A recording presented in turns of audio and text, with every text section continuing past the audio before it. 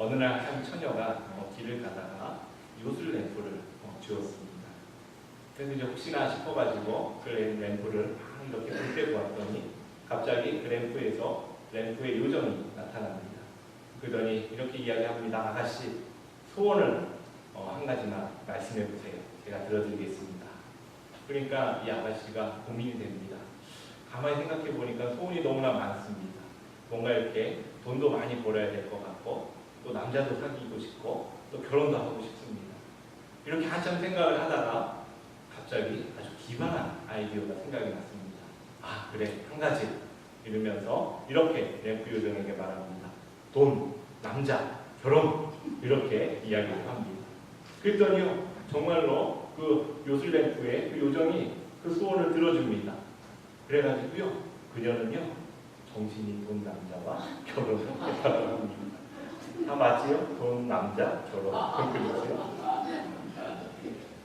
하나의 유머이지만 사실은 이게 우리 마음을 보여준다는 그런 생각을 하게 됩니다. 사람들은요, 누구나 마음속에 요술 램프를 가지고 살아갑니다.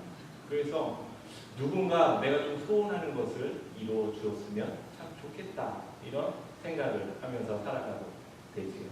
그래서 뭔가 좀 자신보다 능력이 좀 뛰어나고, 또 어쩌면 인간 같지 않은 어떤 좀 절대적 존재에게 뭔가 이렇게 간청을 해서 이제 그렇게 무엇인가를 좀 얻어보고자 하는 그런 마음들이 있습니다. 그런데 실제로 국어 사전에서 기도를 그렇게 정의를 하고 있습니다. 여러분들도 다 아시다시피 불교인들도 기도를 합니다. 그렇지요? 우리는 보면요, 더 우리보다 열심히 기도하는 것 같기도 합니다. 아침부터 일어나서 기도하세요. 또 어떻습니까? 108배라고 합니다. 또 어떤 사람들은요, 3000배를 한다고 합니다. 참 엄청나지요. 또 어떤 무슬림들도 기도를 합니다. 그렇죠? 그들은 하루에 3번씩 하던 일도 멈추고 그들은 그 자리에서 기도를 합니다. 옛날 우리 할머님들도 아마 다 기억하실지 모르겠지만, 제가 기억하는 할머님은 제 기억 속에 계시지 않지만 어떤 드라마나 이런 것들을 통해서 보면 그 할머님들이요, 이른 아침부터 정한수를 떠놓고 기도를 하십니다. 어떻게 해요? 가정이 좀 잘 되고, 그 다음에 자녀들 잘 되고, 또 그리고 손주들도 잘 되고, 또 그렇게 바라는 마음을 가지고 그렇게 기도를 합니다. 또 한국 사회에 참 재미있는 풍습 중에 하나가 뭔가 하면, 어떤 사업을 시작하거나 비즈니스를 시작할 때 무엇을 앞에 놓고 합니까? 돼지머리를 앞에다가 잘 갖다 놓고, 그리고 거기에다가 이제 절도 하고, 그리고 제발 좀 잘 되게 해달라고 기도합니다. 그렇지요? 좀 애군이 없어지고 좀 이렇게 풍요하고 행운이 좀 왔으면 좋겠다라고 생각을 하면서 그 돼지머리를 놓고요, 거기다가 기도를 합니다. 아마 오늘날 그것이 우리의 소원을 이루어준다고 생각하는 사람들은 아마 없을 것입니다. 그렇지요? 그런데 그럼에도 불구하고 많은 사람들이 그 돼지머리를 놓고 절을 하고 기도를 합니다. 참으로 재미있는 일이 있습니다. 여러분, 우주선 하면은 정말 이 시대의 최고의 첨단 기술의 집합체라고 할 수가 있습니다. 그런데요, 우리나라, 그러니까 한국에서 최초의 우주선 무궁화호를 띄울 때 그 띄우기 전에 잘 뜨게 해달라고 돼지머리를 갖다 놓고 고사를 지냈다고 합니다. 참으로 재미있지요. 가장 그 첨단에 있는 그곳에서도 이런 일들이 행해지고 있습니다. 사람들은요, 기도하면은요, 그렇게 생각합니다. 뭔가 자신의 삶이 풍요로워질 수 있도록 이렇게 자신이 가진 걸로 좀 신을 달래서, 그리고 달래고 얼래서 뭔가 원하는 것을 얻고자 하는 것, 이런 것들을 사람들은 기도로 생각을 합니다. 그래서 다시 말해서요, 좀 이렇게 어떤 절대적인 존재가 있어가지고 그 사람 부탁하는 거죠. 제발 나 좀 잘 되게 해달라고, 아프지 않게 해달라고, 그렇게 부탁합니다. 그런데요, 가만히 보면은 많은 그리스도인들도 기도를 이와 같이 이해하고 있을 때가 많다는 것입니다.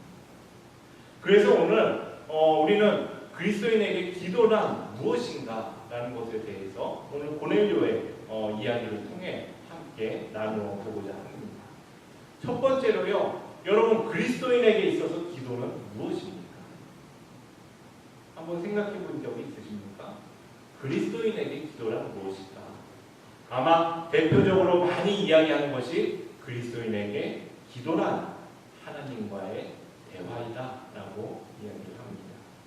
여러분 누군가 마음에 드는 사람이 있으시면요 어떻습니까? 그 사람 옆에 가서 좀 있고 싶지요. 그리고요 그 사람이 좋아하는 사람이 있으면 그 사람에 대해서 좀 알고 싶어집니다. 그래서 뭐 합니까? 가서 말도 시켜보고 그 사람하고 대화를 해보게 되지. 아마 그냥 함께 시간을 보내는 것만으로는 아마 그 사람을 알 수가 없을 것입니다. 그 사람하고 대화를 해봐야지 그 사람이 어떤 생각을 가지고 있는지 알 수가 있지요. 서로 말하고자 해야 됩니다. 얼마 전에 저를 참 부끄럽게 한 가지 일이 있었습니다.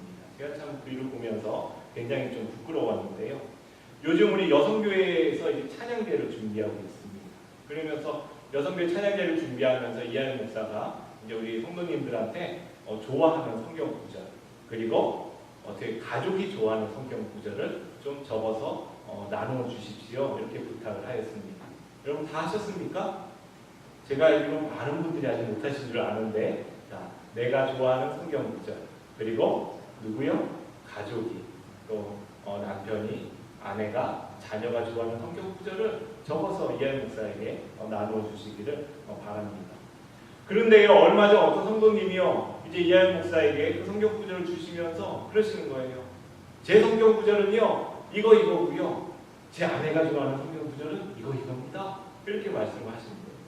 그래서 그것을 딱 듣는 순간 제 속에 이하연 목사가 좋아하는 성경 구절이 뭐지? 이런 생각이 드는 겁니다. 생각해봤더니요 예전에 아마 이야기를 해준 적이 있었겠지요. 그런데 모르겠더라고요. 그래가지고 그날 가서 물어봤습니다. 여보, 당신이 좋아하는 성경 구절이 뭐야? 그랬더니 이야기를 해주더라고요. 그러면서 저는 이하연 목사가 좋아하는 성경 구절이 이거구나 라는 것을 알게 되었다는 것입니다. 하나님과 우리 사이에도 참 마찬가지입니다. 그렇지요. 하나님이요 우리는 좋아하면 자주 만나게 되는데 함께 동행하게 되는데 우리가요 가서 하나님이 무엇을 좋아하시는지 우리는 물어봐야지요. 들어봐야지요. 하나님이 우리를 향한 어떤 뜻이 있는지 어떤 계획이 있는지 우리는 가서 들어보아야 합니다. 그런데요 사실 우리가 그러지 않다는 것이지요. 하나님은 우리를 다 알고 계시지요. 하지만 우리가 하나님을 모르기에 우리는 늘 기도의 자리에 나아가 하나님과 대화하게 되는 것입니다. 여러분 폭풍이 있는데요 우리가 기도하면요 폭풍이 사라지는 것이 아닙니다. 그 폭풍 속을요 하나님과 함께 동행하며 지나가게 되는 것입니다. 여러분 사자굴에 들어가면요 사자가 사라지는 것이 아닙니다. 그 사자굴을요 우리가 하나님과 함께 통과하게 된다는 것입니다. 기도를 통해서요 우리는요 하나님과 사귐 속에 들어가고 기도를 통해서요 우리는 하나님이 우리에게 원하시는 것이 무엇인지 우리는 알게 되고 우리는 하나님과 더욱더 깊이 알아가게 된다는 것입니다. 여러분 오늘 말씀에 등장하는 고넬료는요 사실 그리스도인이 아닙니다. 그런데요 그는요 어떤 사람인가 하면 하나님을 경외하는 사람이었습니다. 그리고 오늘 말씀해 보니까요 그는 그러하기에 항상 기도하는 사람이었다라고 말합니다. 그런데요 그는 그리스도인이 아니었는데 그가 하나님을 찾고 항상 기도하는 가운데 놀라운 일이 일어납니다. 우리 함께 말씀을 한번 볼까요? 우리 함께 읽습니다. 자 준비 시작. 고넬료가 주목하여 보고 두려워 이르되 주여 무슨 일이니까 천사가 이르되 내 기도와 내가 하나님 앞에 상달되어 기억하신 바가 되었으니 그렇습니다. 천사가 고넬료에게 와가지고요 말합니다. 너의 기도가 누구에게 상달됐다고요? 하나님께 상달되어 기억하신 바 되었다고 전하고 있습니다. 무슨 말입니까? 쉽게 말해서 하나님이 너의 기도를 들으셨다는 것입니다. 하나님이요 우리가 말을 하면 그냥 듣는 둥 마는 둥 하시는 분이 아니라 그 말을 분명히 들으신다는 것이죠. 그리고요 오늘 말씀이 뭡니까? 천사를 통해 말씀하셨다고 기록하고 있습니다. 무슨 말입니까? 우리만 말합니까? 그렇지가 않습니다. 하나님도 우리에게 말씀하신다는 것입니다. 여러분, 기도는요, 우리가 듣고 말하는 것입니다. 대화하는 것입니다. 영어를 처음 배울 때 무엇을 가르치는지 아십니까? 영어를 처음 배울 때 듣기가 먼저입니까? 말하는 게 먼저입니까? 잘 기억이 안 나시나요? 영어를 배워본 지 오래되셔가지고요. 제가 학교에서 영어를 배울 때는요, 항상 듣기가 먼저입니다. 선생님이 말합니다. 먼저 듣고 따라해보세요. 그렇죠? 그렇기 때문에 듣고 말합니다. 그런데요, 어느 순간 우리는요, 우리도 하나님과의 대화에서 마찬가지입니다. 우리는 듣고 말합니다. 그런데 어느새 우리는요, 말하는 것만 남고 듣는 것이 사라졌다는 것이죠. 지난 6월에 그 워렌 버핏이 이베이에다가 경매를 붙였습니다. 무슨 경매를 붙였나 하면 워렌 버핏과 누군지 아시죠? 아주 투자의 귀재. 이 사람이 투자하면 뭐 손해보는 일이 없다고 합니다. 물론 손해도 보지요. 하지만 전체적으로 그가 투자에서 이익을 내는 양이 엄청납니다. 그래서요, 사람들은 워렌 버핏과 함께 점심을 한번 보는 게 참 소원이라고 합니다. 그런 소원은 하나님한테 기도하겠지요. 들어주실지 안 들어주실지. 그런데 워렌 버핏과 먹는 그 점심이 이베이에 경매로 붙여졌는데요. 올해, 그러니까 1년에 한 번씩 하죠. 2014년에 경매에 붙은 결과는 220만 달러에 낙찰이 되었습니다. 220만 달러. 글쎄요, 저는요, 아직도 그 한국 숫자가 익숙해가지고 220만 달러 하면 얼마만큼인지 잘 모르겠더라고요. 그런데 금방 와오는 게 22억이 됩니다. 점심 한 끼 먹는데요, 얼마를 낸다고요? 220만 달러를 냅니다. 여러분 상상이 되십니까? 어떤 분들은 저게 뭐 하는 짓인가 하기도 쉽지요. 그런데요, 그와 점심 한 번 먹는 게 그 사람에게는 아주 영광이고요, 그 사람에게만 주어지는 특권이라는 것입니다. 그러니까 사람들이요, 거기다가 끊임없이 경매하는데 자기 돈을 내는 것입니다. 놀랍지요.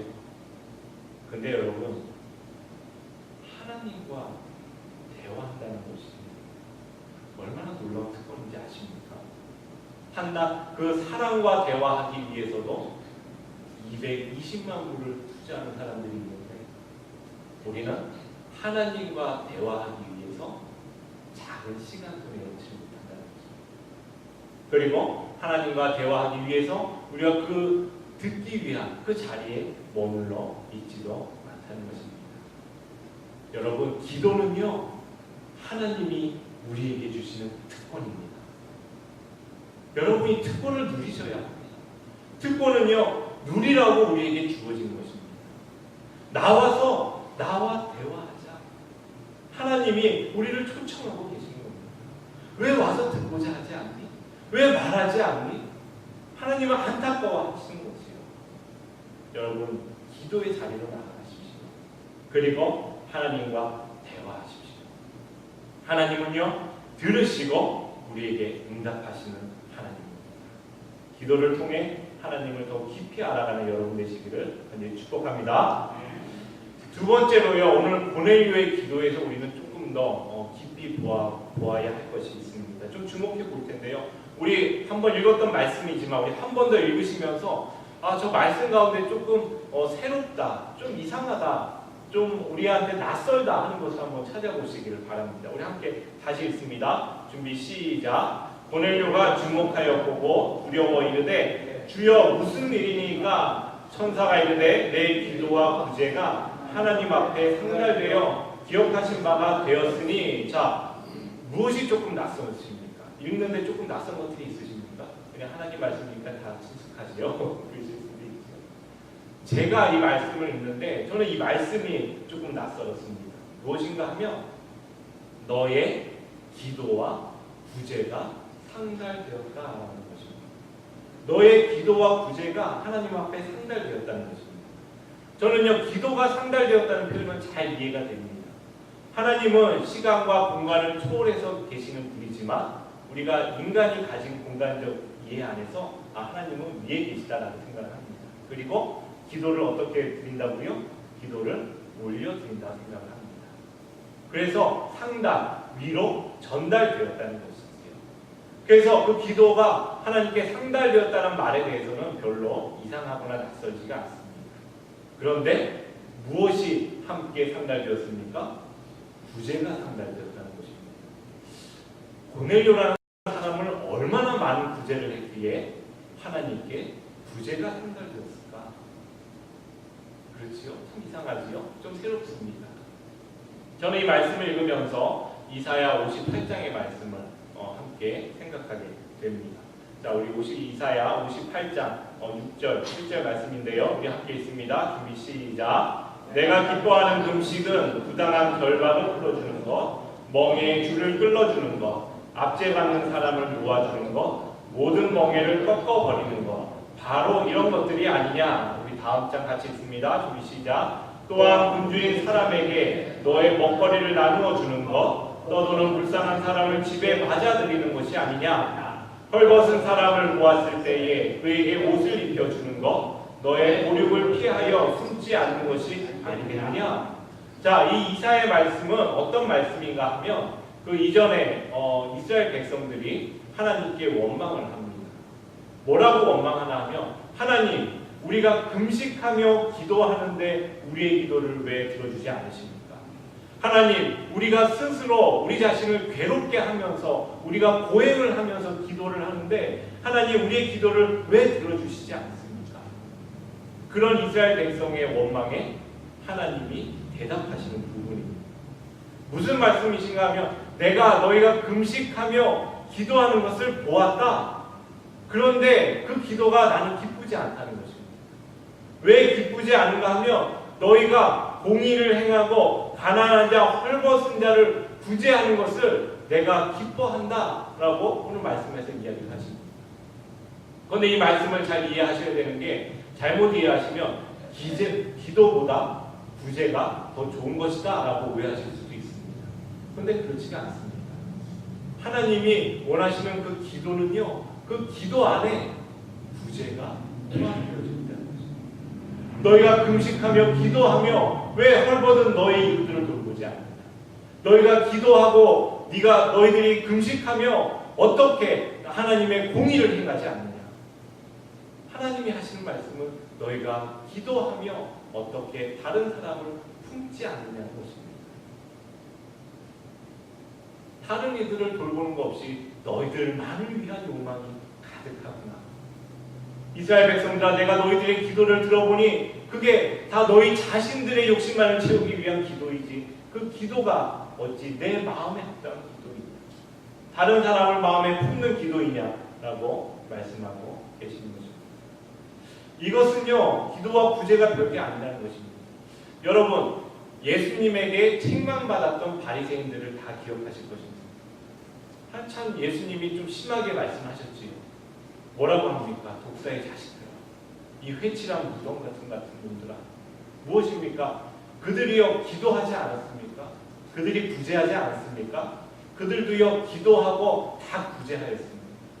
그런데 하나님 예수님이요, 그들에게 말씀하시는데, 너희들은 겉에 형식은 있는데 너희 마음이 없다는 것입니다. 구제를 하는데 형식적으로 사람들에게 보이게 하는 것입니다. 기도하는데 그냥 사람들이 보이게 하는 것입니다. 예수님은요, 그런 바리새인들을 책망하시는 것이죠. 오늘 말씀의 고넬료의 기도와 구제가 하나님께 상달되었다는 것은요, 고넬료가 기도할 때에 그의 마음에는 다른 사람을 긍휼히 여기는 마음 또한 있었다는 것입니다. 그 기도가 그의 기도였다는 것이죠. 그 고넬료의 기도는요, 단지 자신의 문제에 국한된 것이 아니라 그의 기도에는 다른 사람들을 위한 기도도 함께 한다는 것입니다. 다른 사람들의 아픔도 돌볼 줄 아는 기도를 하고 있다는 것입니다. 사실 우리는요, 이기적인 인간입니다. 여기 성도님들이 보시는 제가 어떻게 보이실지는 모르지만 저도 참 이기적인 사람입니다. 저도요, 항상 제 중심으로 생각을 합니다. 그러니까 이하이 목사하고 때때로 싸우기도 합니다. 사람은 이기적인 사람이거든요. 그런데 신앙의 생활의 시작도 어떻습니까? 이기적으로 시작을 합니다. 나를 위해 믿기 시작하지요. 그렇지 않습니까? 다른 사람을 위해 믿기 시작한 사람은 아무도 없을 것입니다. 나를 생각하면서 나를 생각하는 그 이기적인 마음에서 우리의 신앙은 출발하기 시작합니다. 그런데 여러분, 신앙의 출발점이요, 신앙의 결승점이 되어서는 안 된다는 것입니다. 우리가 아무리 우리의 마음의 이기심을 갖고 주님께 기도하는 자리에 나아갔다고 했지만 하나님은 어떻게 하십니까? 우리를 변화시킴으로 다른 사람들을 마음에 품고 기도하게 하신다는 것입니다. 그리고요, 다른 사람들 마음에 품고 행동하는 자리로 나아가게 하신다는 것입니다. 그런데 오늘날 우리의 많은 사람들의 기도를 보면 어떻습니까? 언제나 내 욕심에 머물러 있는 것을 보게 된다는 것입니다. 그리고 행동하지 않지요. 전도자 무딕에게 있었던 일입니다. 그가 이제 대서양을 이제 배를 타고 건너는 가운데 배에 불이 났습니다. 여러분, 무디 전도자의 일화들은 너무나 많이 알고 계시죠. 굉장히 능력 있는 그 복음 전도자였습니다. 그것을 아는 사람들이요, 무디에게 부탁을 합니다. 무디 선생님, 여기서요 물을 나르면서 이제 배에 불이 났는데 그 불에 물로 그 불을 끄지 마시고요, 좀 저쪽에 가셔서 하나님께 기도해 주십시오. 하나님 제발 불을 꺼지게 해달라고 기도해 주십시오. 이렇게 부탁을 합니다. 그랬더니요, 그 무디 선생님이 이렇게 대답을 합니다. 나는 물을 길어 나르면서 하나님께 기도하겠습니다. 어떤 사람들은요, 기도를 무엇이요? 그냥 앉아서 드리기만 하면 되는데, 자기 소원을 바라기만 하면 되는데 그렇게 생각을 합니다. 하지만 그렇지 않다는 것이죠. 기도는 무엇이 함께 갑니까? 기도의 내용과 함께 행동이 함께 가게 됩니다. 많은 분들이 건강을 위해서 기도하십니다. 그런데 종종 보면요, 제일 답답한 게 건강을 위해 기도하시는데 건강에 유익에 관심을 갖지 않으신다는 것입니다. 그렇지요? 혹시 그런 분들 계신가요? 어떤 분들은 보면요, 건강을 위해서 목사님 기도해 주세요. 그런데 건강을 위해서 기도하는데 그분 스스로는 건강을 위해서 아무것도 하지 않으세요. 왜 참 답답하세요? 또 어떤 일들이 있습니까? 우리가 어려운 경험하시는 분들 보면서 뭐라고 이야기하십니까? 기도하겠습니다. 이렇게 이야기합니다. 기도하겠다는 말이 그냥 골방에 가서 그 사람만을 위해서 기도한다는 말입니까? 그렇지 않지요. 우리의 기도는 어떻게 됩니까? 기도하겠습니다.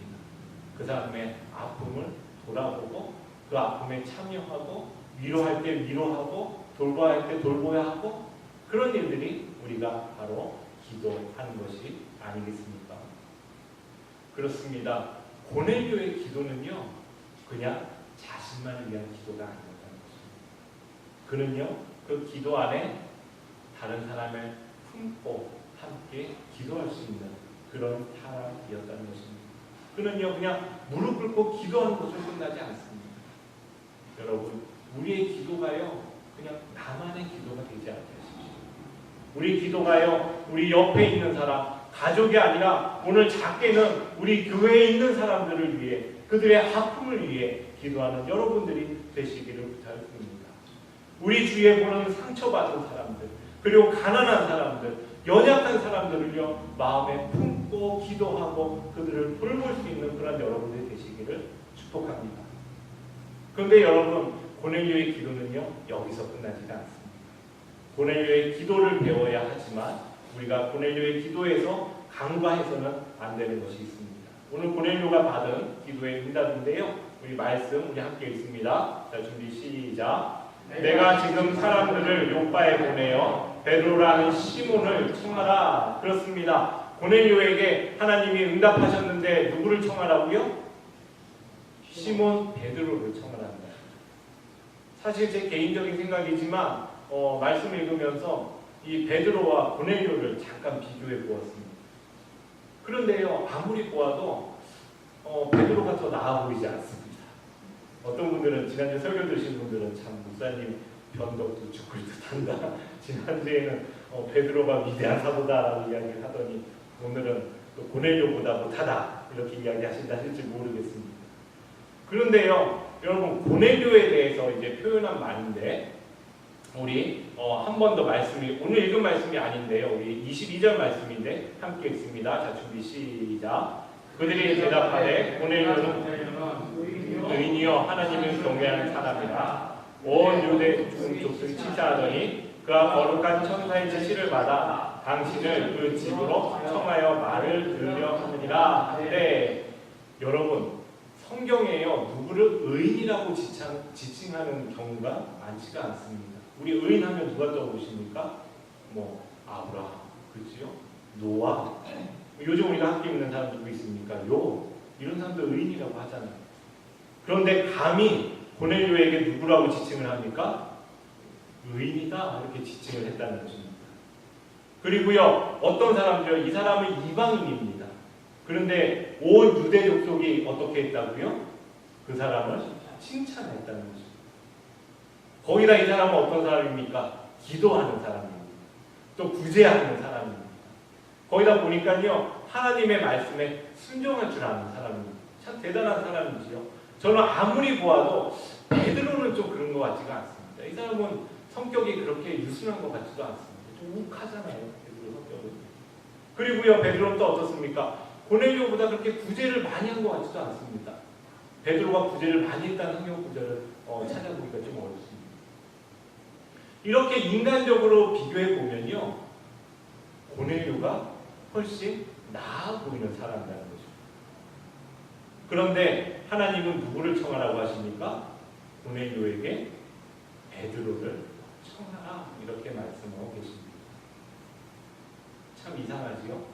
하나님이 왜 고넬료에게 하나님을 경외하는 사람이었고 기도하는 사람이었고 구제도 잘하는 사람이었습니다. 그런데 그에게 무엇 때문에 베드로를 초청하라고 말씀하셨을까요? 베드로에게는 고넬료에게 없는 것이 있었습니다.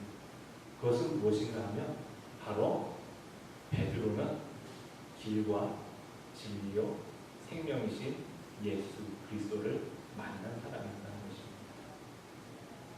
베드로는요 주님을 예수를 주님이라고 고백할 수 있는 그런 믿음의 사람이라는 것입니다. 하나님이 오늘 고넬료에게 베드로를 보내시는데 그 이유는 딱 한 가지입니다. 하나님을 바라고 찾는 고넬료에게 예수 그리스도를 통하여 하나님을 만나게 하시는 것입니다.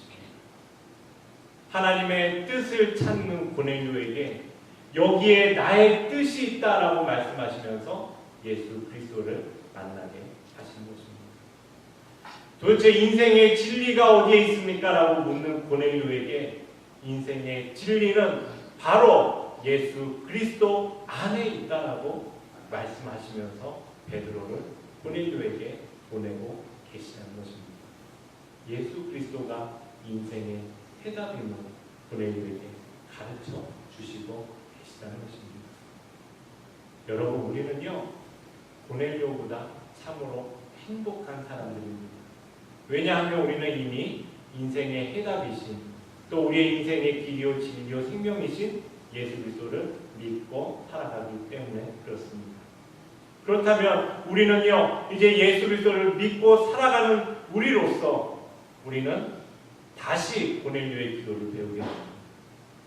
하나님과의 사귐에 들어가는 기도, 하나님과의 깊은 대화의 자리에 들어가는 기도, 그리고 우리가 예수 그리스도를 믿고 살아가는 그 삶 속에서 우리 자신을 위한 기도가 아니라 우리가 다른 이들의 아픔을 품고 기도하는 그 자리로 나아가야 한다는 것입니다. 오늘 고넬료의 기도를 배울 수 있기를 바랍니다. 예수 그리스도 안에서 우리가 하나님과 대화하며 또한 우리의 기도 가운데 다른 사람을 품으며 그렇게 주님을 닮아가는 그런 여러분들 되시기를 다시 한번 축복합니다. 기도합니다. 사랑하는 하나님 참으로 감사합니다. 오늘 고넬료를 통하여서 우리가 함께 말씀을 나누었습니다.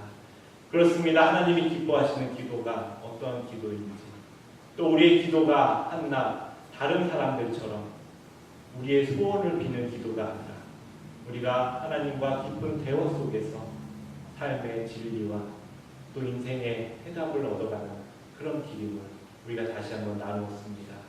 또 우리가 주님 안에서 우리의 기도가 우리 자신에게 멈추어 있지 않게 하시고 우리의 기도가 다른 사람들의 아픔을 품고 또 그들을 위해 기도할 수 있는 기도의 지경이 넓어져서 주님을 닮아가는 우리들이 다 될 수 있도록 인도하여 주시옵소서. 예수님의 이름으로 기도했습니다. 아멘.